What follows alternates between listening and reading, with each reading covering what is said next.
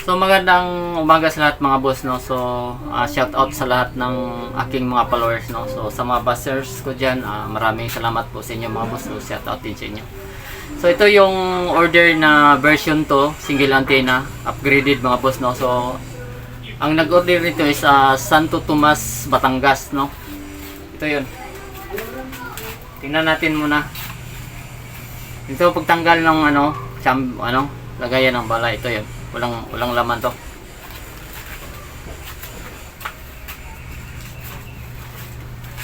Tapos ito yung kikita nyo na 21 carats na hikaw or Arios, so nilalagay dito. 21 carats to mga boss. So doon sana ako mag-video sa labas, ang kaso lang walang maghawak ng ang kamera, tapos sobrang init, no. So dito lang sa loob, so pareha lang yun mga boss, sa labas man sa loob pareha lang. Ang mahalaga yung item is accurate mga boss. So hindi pinag-usapan dito yung hits, no. So yung hits pala mga boss, daming nagtatanong kung naka-hits na ba yung gamit, no. Actually wala pa, pero ang usapan dito sa unit natin is accurate, no. So, ibig sabihin pag accurate, pag ginagamit mo, nagtuturo talaga sa object mga boss. So hindi ibig sabihin pag accurate ang naka-hits yung isang bagay, kung bibili ka sa ganito, for example naka-hits na to, tapos bibili ka, maka-hits ka rin, hindi bossing. Nagdepende yan. Ang ginagamit kasi sa pag-treasure dito, connected to sa katawan natin, puso at isip, ganun bossing. Tapos yung mga bawal-bawal sa pagkukay mga boss. So ganun lang. Yung pinakasimpleng makuha mo, madali mong kuhanin bossing, yung saki deposit at saka mga giveaways. Yun lang. So yung tinatawag na enclosed rack mga bossing. So ito na yun mga boss. Dito na tayo nilagay. Dito. Tapos habaan natin yung antenna. Ito yung kahaba, oh.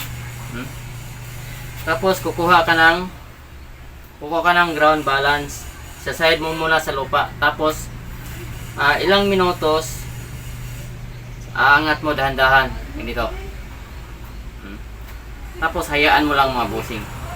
So di ba tinuro niya, no, di ba? Oh. Ulit. Oh.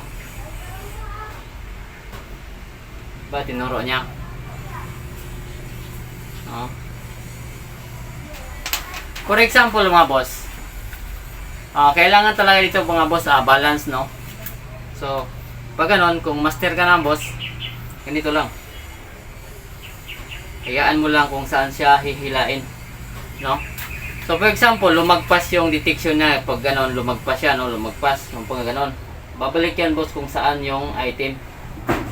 Yan. Yung ganon mga boss.